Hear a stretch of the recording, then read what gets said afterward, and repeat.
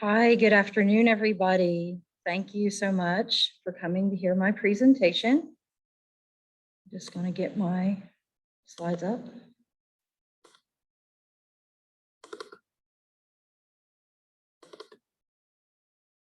Okay. So I'm Angie Breeden. I'm the founder and the coordinator of the St. Albans On Purpose project. We were a demonstration grant by the West Virginia Developmental Disabilities Council to demonstrate how people with intellectual and developmental disabilities could participate alongside non-disabled peers in community improvement projects. We're called On Purpose because we want to be very intentional about inclusion and intentional about community building.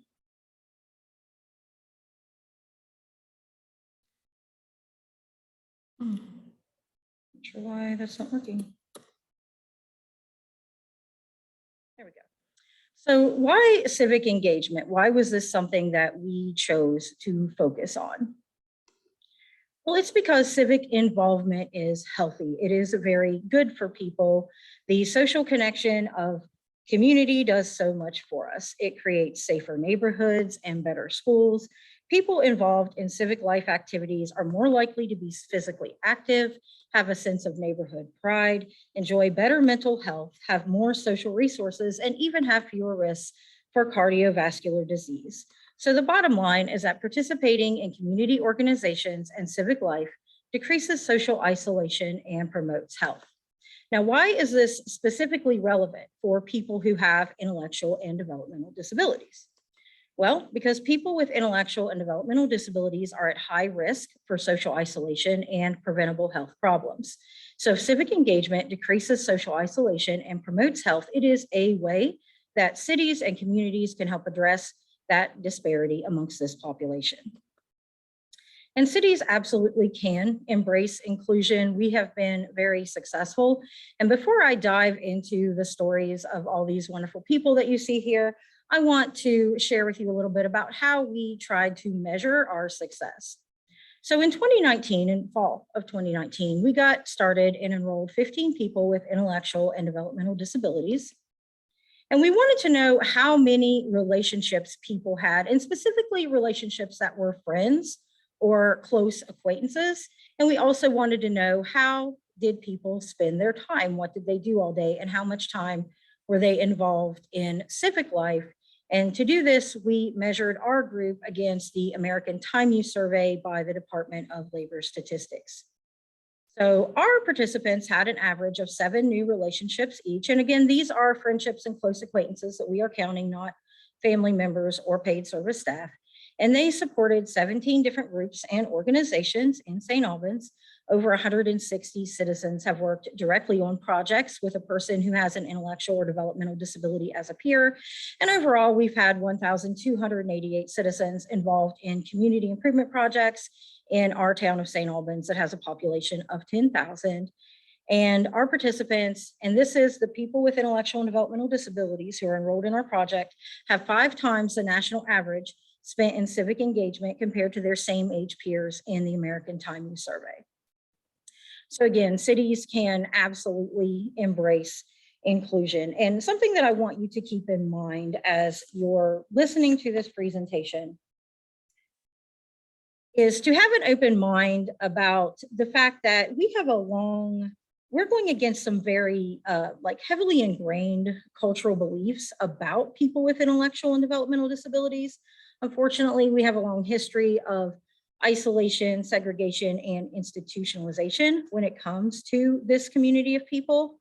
And so when we're doing this project, on the surface, you may see things like a garden club or a walking club, but what we're really doing is we're writing a new story around disability for the people in this community. And we're intentionally disrupting the beliefs and systems that work to isolate people. And that may sound kind of intense, but we found that we've had a lot of wonderful allies along the way who are willing to help us do this work. And I'm going to introduce you to one of them now. This is Mike, and I'm going to let him tell you about his experience with us. Hold on, I just want to make sure you're getting my audio. Tell me if you cannot hear. Hi, I'm Michael Irvin, and I'm the owner of Co-River Coffee Company along with my wife, Rachel. few years ago, we decided to move back to our hometown to be a part of I'm sorry. There we go. a revitalization effort. Probably heard this quoted a million times, but if you want the future that you desire, you have to do something to create it.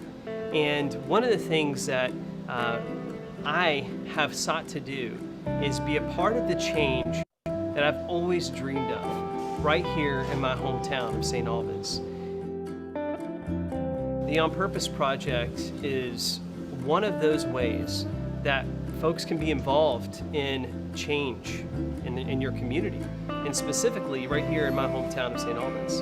And so when the founders of the organization came to me with the idea, I'm like, this is exactly why I believe I exist, why I believe this business exists, is to help not just be the only person a part of changing things, but to help others be a part of it. And so, but one of the beautiful things about the On Purpose Project is that it is inclusive. It is seeking to make our city a place where folks with disabilities, folks of all walks of life can be involved and can be accepted and have a role. And I'm very happy that I get to be a part of that. And I'm very happy that my business also gets to be a part of that. So some of the things that have made us successful is we create a clear path to civic involvement and we promote citizen leadership. And although we specifically focus on people with intellectual and developmental disabilities, we create those opportunities for everyone. There are many people in our community who have partnered with us on our projects who are not disabled, but this has given them an opportunity to belong and contribute to the community in a meaningful way. There are two basic paths to civic involvement. One is to join in something that already exists, and the other is to create an opportunity or carve out a niche for people. I'm going to start off by telling you about someone who created something for themselves, and that's Jimmy Farrell. Jimmy was a man who he wanted to get more active. He wanted more physical activity into his life. So he and his family created a neighborhood walking club.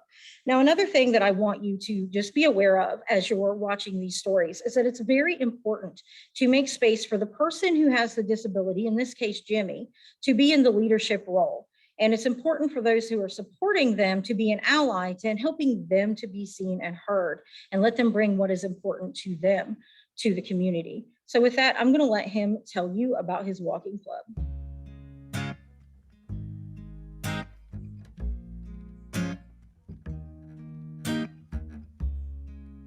We started working 2 days a week, and the first couple of weeks was a little tough on him, but he got through it. And once we do it now, I mean, he still has good days and bad days on this walking, but it's really helping him a lot.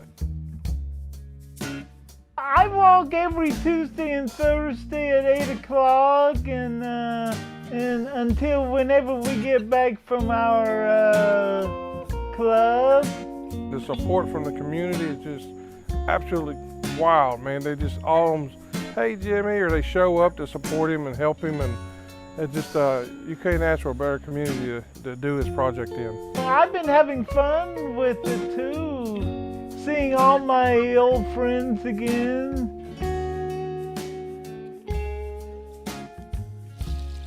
He's lost 58 pounds total, not all of it through just this, but Weight Watchers and walking club, which helped maintain the weight and also keep the weight off of him, but it's helped him a lot with maintaining the weight loss.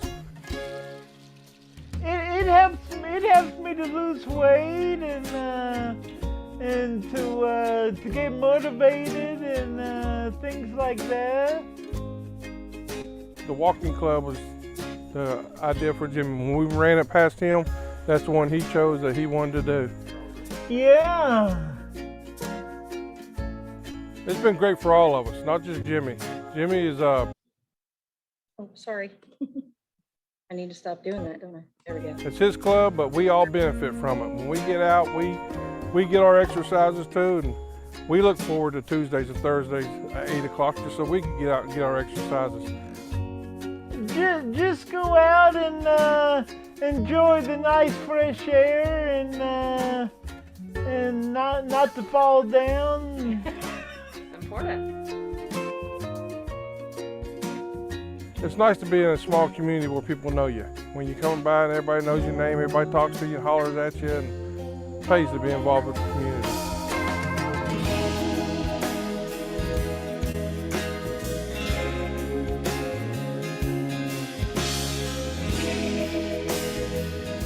Like my cousin Thomas and Karina and Kaylee, and What do? they say, they wave at me and go, "Yes, sir."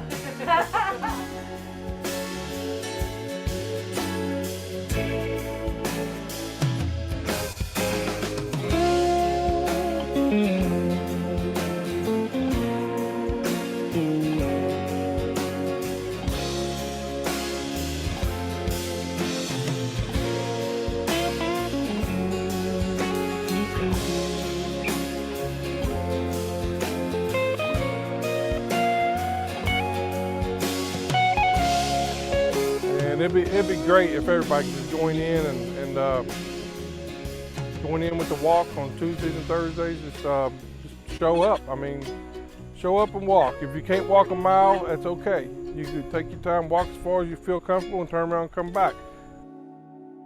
It just makes me feel happy inside my heart seeing them. So Jimmy's project was very successful, and a big part of that was that he was so well supported in everything he did. And I'll talk some more about that in a minute, but this did take place during the height of the pandemic. And this was a way that the community and the neighborhood could come together and do something that was relatively safe. Now, since then, Jimmy has become pretty much iconic in our town. He has had many media appearances. He has become good friends with our morning news anchor, Lily Bradley, who you can see in this picture with him there. He's been on the news several times. He's been on our local radio station several times. And something that was important to Jimmy was that he was able to use his platform to do some benevolence work. He's a very considerate man. He thinks of others often. And so he used this platform of the walk to do a food drive. He's done that twice. It's been very successful both times. You can see the truckload of food from the most recent one. And he also did a toy drive where he partnered with some local businesses to help him collect toys that he then delivered to a charity that passes out toys to children at Christmas. And it was a huge amount of toys. And a big part of everything that Jimmy has done has been because he is so well supported. And before I talk about my perspective on that, I'm going to let them talk about what it is like, his family, talk about what it is like to support Jimmy. I'm Charlie Farrell, and I am Jimmy's Farrell's cousin, but he's more like a brother. He stays with us, he lived with us, but biologically we're actually cousins. Good buddy Jimmy at that. That's what he likes being called, good buddy Jimmy. Jimmy is his own celebrity. He gets out and he's so social. He's a social butterfly. Everybody he sees, he wants to talk to, and he memorizes people's names and faces. He knows you. All he got to do is meet you one time, and that's it. He remembers you forever. I mean, he's a genius. Actually, he's one of the smartest guys I know. Jimmy lived in an assisted living home before he came with us. So he came in from Florida in 2001. His mom and dad had passed away. And it started off, all I had to do was meet at the meetings once a month or something like that, and which worked out just fine for the first year. And then as I got to paying attention a little bit closer to what's going on at this assisted living place, I disagreed on the way they was handling things. So we decided to pull Jimmy out and bring him to live with us.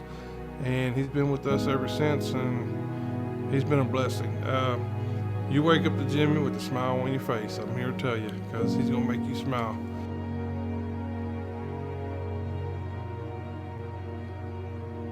He was semi-isolated when he was in the group home. He they'd have a one-on-one thing, but they couldn't do a whole lot. They're employees. They can't do anything because they had to pay for it out of their pocket or had to put money back to do it. But once we got him away from that and got him at home with us, and Now he gets out on his own, walks around the neighborhood.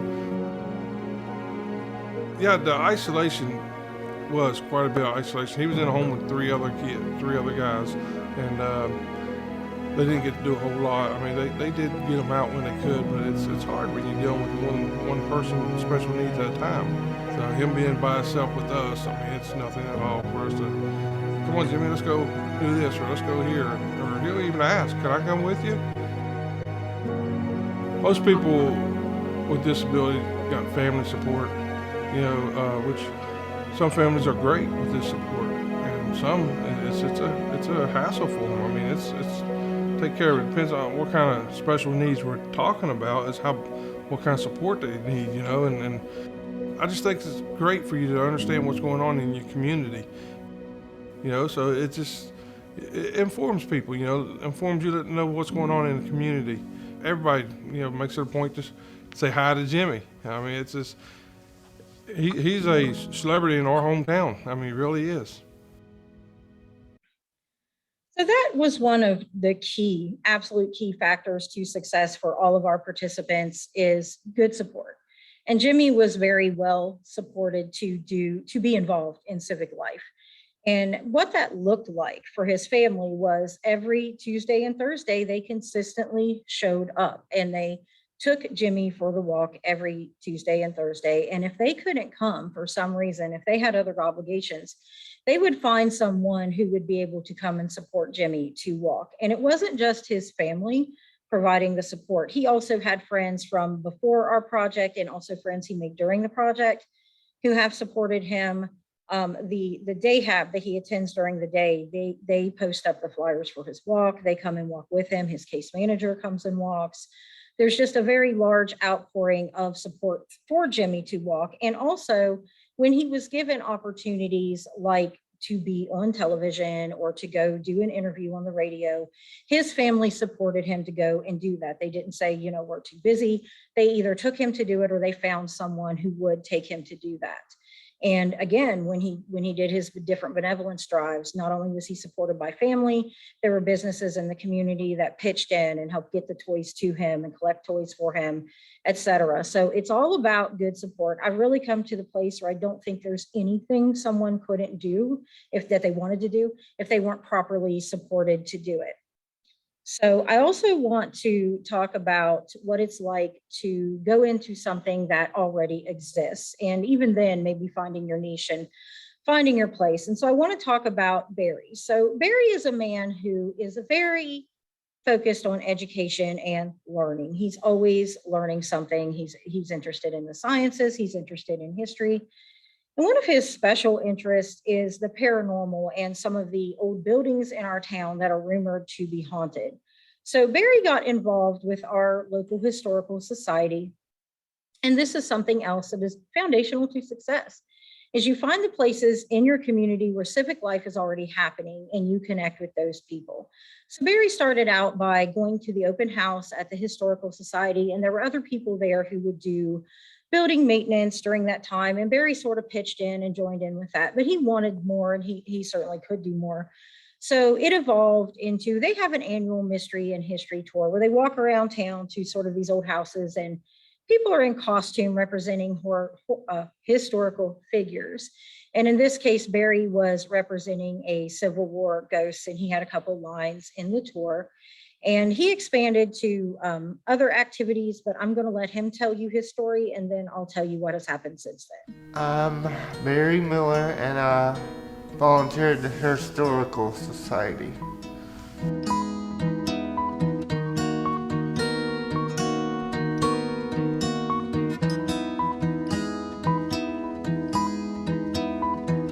I love St. Albans because it's my home.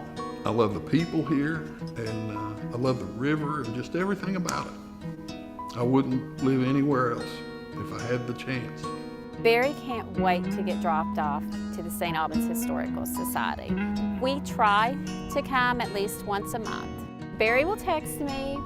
Whenever he finds out there's an event, he will text me or call me and say, hey, I just got a text about this. Can we go? Can we go? Can we go? Well, we need to know about our history. We need to know about it, so when we we see something, we can appreciate it and pass it on to our kids. When Barry comes to the St. Albans Historical Society, he'll sweep, he'll take out the trash, he'll come outside, and if weeds need pulled, he'll pull weeds. He likes to see it kept neat and tidy and all the things preserved like they should be. There's like a lot of places that do have a lot of history. And we need it because if somebody needs to look at something, then they will tell them. He's missed his friends. He's missed socialization. And this has allowed him a great outlet to come and spend some time, a couple hours, whether it be on Saturday or whenever they have an event, to come and hear people talk. And he really enjoys seeing all the items in the Historical Society. It's really fascinating. He has a big interest in history anyway. It's all the history and all the cool stuff. Barry is very much a social butterfly. He never meets a stranger. He's very friendly, he's very helpful. He's very good at research. He's very good at helping as far as whether it be with gardening, whether it be with at the St. Albans Festival of Lights, in any aspect. He just enjoys people and being around people. I enjoy doing it all. Like if they need me doing like the Halloween Civil War thing, I would come and do it. It sounds pretty fun. The On Purpose project gives them the ability to do that and for the community to get to know them better. Because too many times they're isolated and not involved and made part of events and activities that go on, but yet they want to be. Like if they need me to do something, then I would come over and do it if I have a ride or not. If there's no ride, then I can't. And they're very capable, and everybody should get to know them and understand what their abilities are. They're not disabilities, they're abilities. It'll be fun if I can go out more than staying in the house all day. It cheers me up.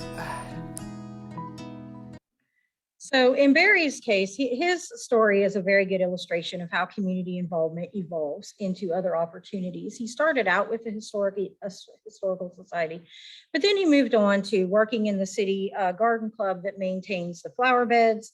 And from there, he's also volunteers with Parks and Rec at the Haunted Trail. And Barry was still very much focused on the paranormal. And this is how we let the person with a disability be in leadership and let them bring what they want to bring to the community. So we found another lady who volunteers at the Historical Society who also had a big interest in the paranormal. And together they started a paranormal discussion group there.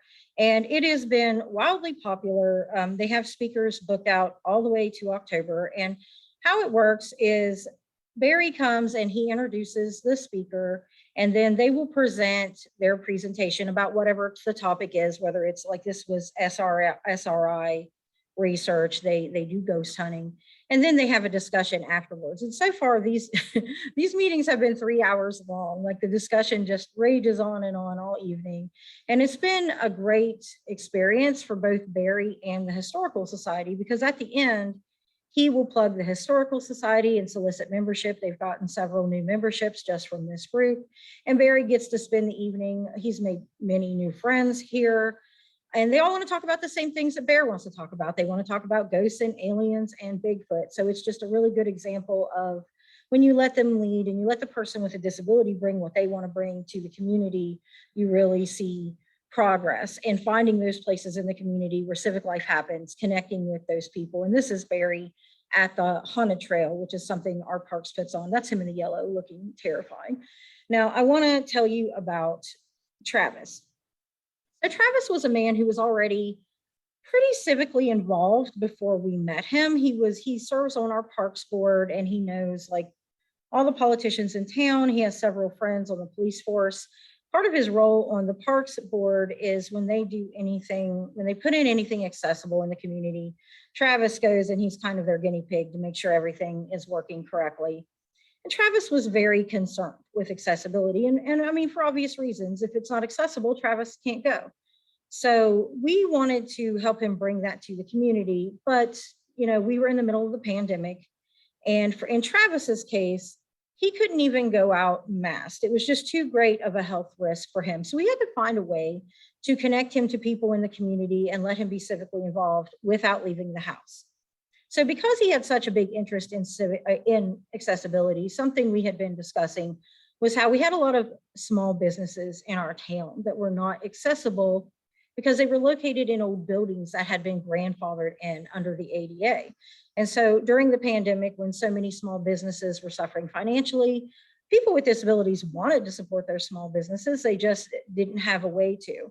So we gathered a group of people who were concerned about this also, and we decided to make an accessibility guide for the community. And we were able to do this entirely online. We met via Zoom.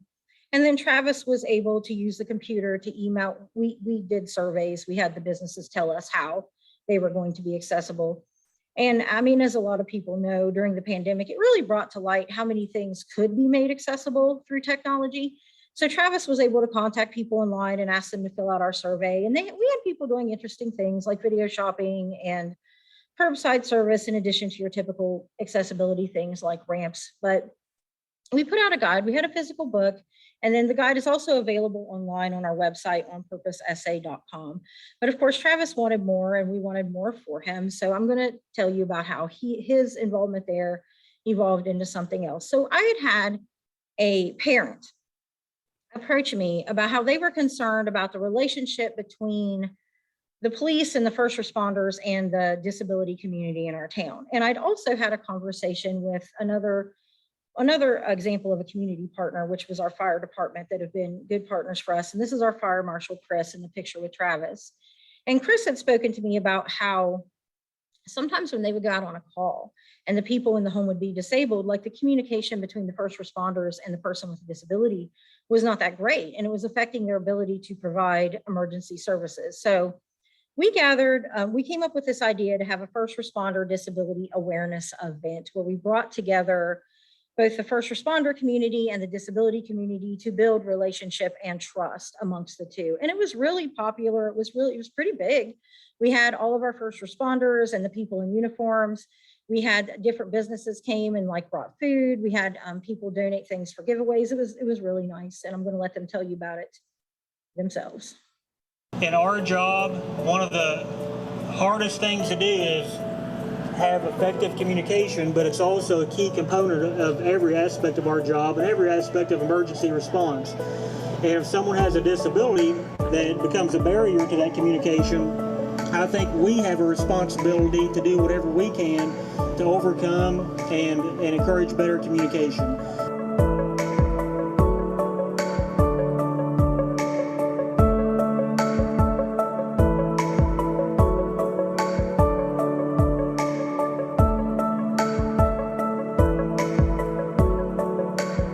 So that's what the whole event is about, to encourage communication on both sides and to help us do our job better, which increases public safety, and that's the overall goal.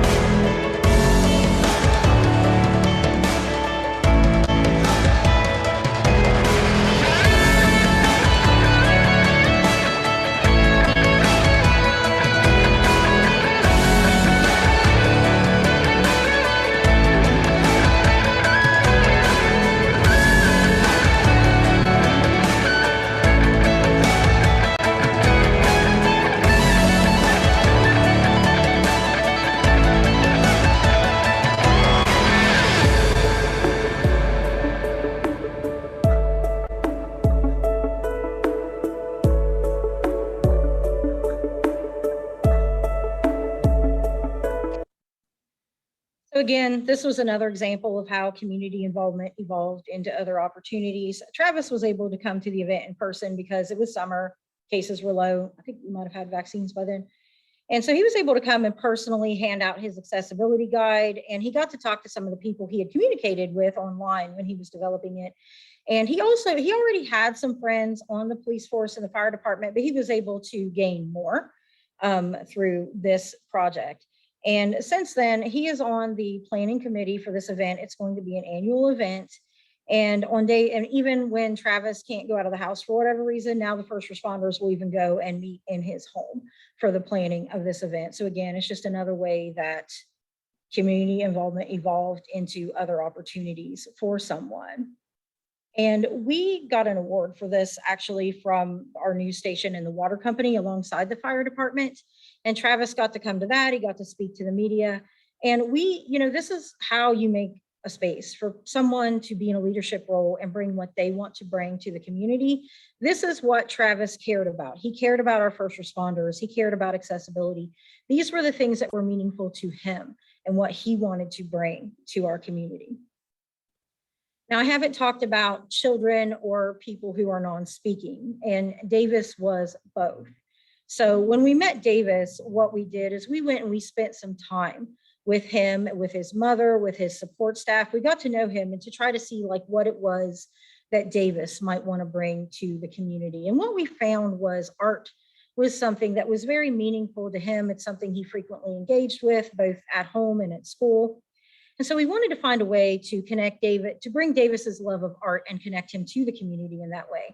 So originally we partnered with a local business to do an event at Mardi Gras, which was an art festival that we used to have prior to the pandemic. And it was going to be this accessible art event. However, we got started with that in March, and everybody knows what happened in March. Everything stopped, and so that got canceled. So we wanted to still find a way to pursue that for Davis. So our farmers market was still going on, and they had a kids day. So we brought Davis to the farmers market, and we set up a booth. You see how we have here to kind of force people to socially distance. And we had local artists draw all these black and white line drawings, which you can see some on the tables there in front of him. And we just put all this paint out and let the kids come and just go wild with it. And it went really well. It was successful. We had a lot of people come, and children would come up to the table, and Davis's mom would introduce him and they would interact with Davis. And it was a really good event, but we saw that, Davis really wanted to play with the other children. And so we thought, well, how can we bring this element of play to our community through Davis? So we went on to form an inclusive play group at our park. And something I want to point out to you, this is part of the group. We've had anywhere from 6 to 14 children. We do have a lot of families who have children with disabilities, but we also have families of children who are not disabled who come out and play. So it is truly an inclusive group. And the board that they're standing in front of is a communication board that our city bought for non-speaking children to be able to interact with other children at the park. So it was really a good event, and it's still going on, but we really wanted more equipment that was accessible to children who were using wheelchairs, because we had a lot of children using wheelchairs and not that much equipment that was accessible to them. So I'm going to tell you what happened, but first I'm going to let the mommies tell you about the playgroup. My name is Katie, and then this is my daughter, Louisa. And inclusive play is important to us because although she uses a wheelchair, there's nothing we tell her that she cannot do.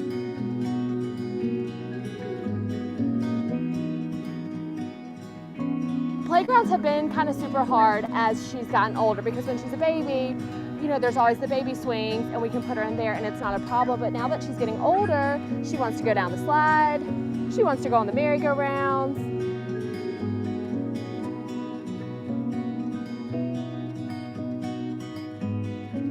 Yep, she wants to do what everybody else is doing. And if we don't have adaptive play equipment, that really limits what we can do, or it creates a safety hazard. And her dad and I are happy to lift her and put her on the slides, but then we also want her to have that independence, because as she gets older, that's something that we want to foster, that she can do it.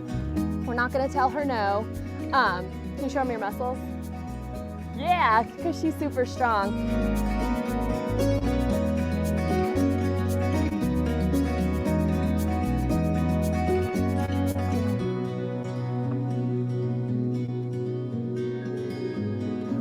boy is almost 3. He has Down syndrome and he's amazing. He is absolutely perfect, and I am so excited for him to be able to be with friends and be seen for how I see him. I think that the earlier that kids learn about other children who are different from them, the more likely it is that when they encounter someone who's different than they are when they're 20, 30, 40, and 50 years old, they're going to react with kindness and they're going to know how to respond.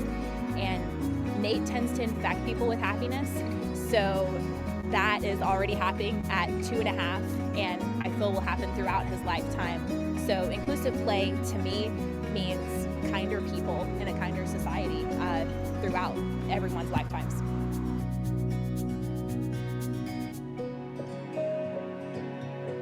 This gives my son an opportunity. One of his very dear friends, Nathan, gives them an opportunity to play together, to experience one another, and to include them. It benefits my son because it shows in your future as you grow as an adult that nobody's different. You should all be included together, and that there is no different. He sees him no different. He sees none of the children as any different. So giving them opportunities to use equipment together and be able to share that together is a wonderful thing. So my little boy's name is Rowan, and he likes to just play in general. He loves trucks and cars, and I think it's helpful at a park because it gives kids the opportunity to be able to play like every other kid. You know, if you have a child that's in a wheelchair or a child with disabilities, you know, they're still able to be included and feel just like the other kids do, being able to play on a merry-go-round or anything like that. You know, having the swings here is a big, it's amazing, honestly, that a child that's in a wheelchair or that may have a disability is still able to be included and play just like all other kids are.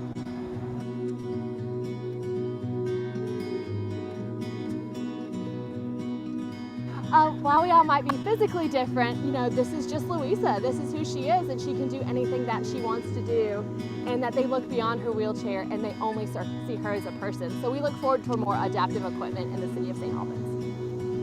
Smile.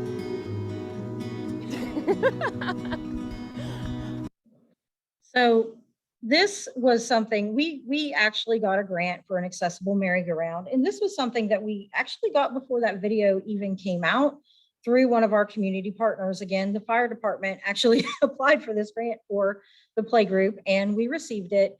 And since then, the city has also decided to put in another adapted swing and to also put down some, it's a ground covering to make it easier for wheelchairs to navigate the park. And sadly, I must tell you that Davis has since passed away, and this play group and all the accessible equipment will be part of the legacy that he leaves for our community. And again, this was another example of how community involvement just kind of evolved into other opportunities by listening to that person with a disability and seeing what it was that they want to bring to our community. Oh, and on that note, in creating space for the people with disabilities to say what they want to say, I'm going to introduce you to our chairperson, Julie White. She also has a project. She runs a photo booth at the Haunted Trail with the Parks Department. That's not what this video is about, though. I'm going to let her close. The Putting on a Purpose project means the world to me. I've been doing the project for 3 years. I love it so much. People with disabilities get to have a chance to you know, go to like the garden club, the Jimmy Walk, and so much more. And also, I am the chairman of the board, and I'm happy with the success that we put so much hard work and dedication into this. And I love it so much, and cannot wait for more things to come for the project. So yay! So absolutely, cities can embrace inclusion. If you want to promote inclusion in your community, just get a hold of us. We can train, you know, we can come and talk to your city council. We can train parent groups, community groups, churches, family members, whoever you want to partner with to bring this type of activity to your community. We are happy to do that. And I'm going to see if I can drop this in the comments, my contact info. Does anyone have any questions?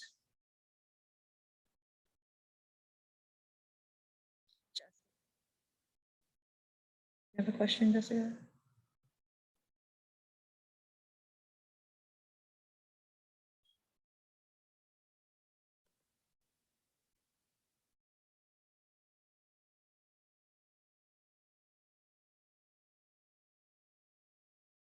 Anyone have any questions?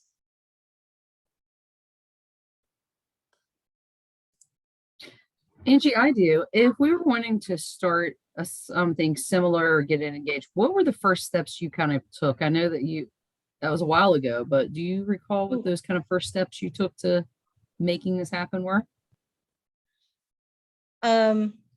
Yes, the first step is to engage. Somebody's screen sharing. I don't know how I make that stop. Okay. Okay. Anyway, yes, the first step is if you want your city to get engaged, the first step is to go speak to whoever would be a good ally in your city. Whether it is in our case, it was our mayor. You know, this is a small town. He's very approachable. I just went and talked to him about it. You also may want to look for city council members who are interested. You can look for anyone in your community who has sort of a high social status and would be interested in increasing civic involvement or increasing inclusion, and approach them first. You know, find your allies, bring your allies to the table when you ask your city to take on an endeavor like this. Perfect. Thank you. I appreciate that. Anybody else? No comments. Thank you. Everyone said such nice things. Thank you so much.